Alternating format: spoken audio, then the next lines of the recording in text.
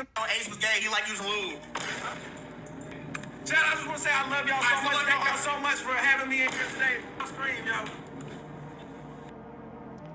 I didn't know what I was saying was disrespectful. This nigga was trolling me about like stick shit, like you feel me? Facts. Like I dead thought this nigga was just playing around. Like I'm out this bitch. I'm not gonna lie. I'm sorry.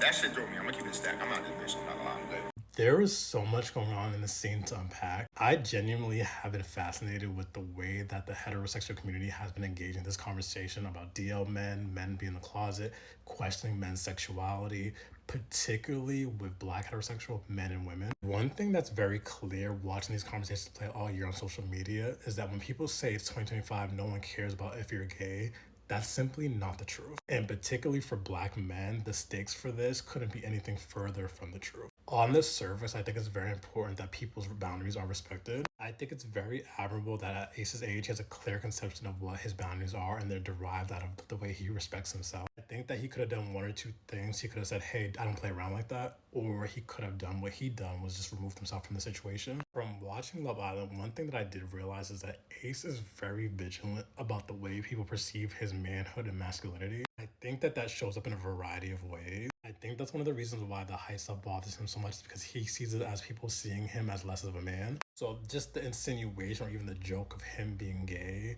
is a huge attack on the way he wants his masculinity and manhood to be perceived as he defines it. Then there's a logic on the other hand is that if you know you're not gay, why does this bother you so much? I do find the correlation between the insinuation bothering him that much and the fact that he uses Black gay lingo in his music, such as Clock It. There was so much going on here. Plaqueboy Max saying that he didn't know this was disrespectful. I'm not the target demo for these streams, but I've seen enough of the clips online to know that this is how they play around all the time. I've also witnessed this year how these rumors start and then people really latch onto them. Certain content creators making them. I've even seen people question whether Chris is gay from Love Island. And also seen the comments like, did he not watch Love Island? Ace has a very low tolerance for disrespect. He's a grown man who can't take a joke. Yeah, he disrespects people. Like, be so for real. Y'all know damn well he's sensitive. You've seen how he did Amaya.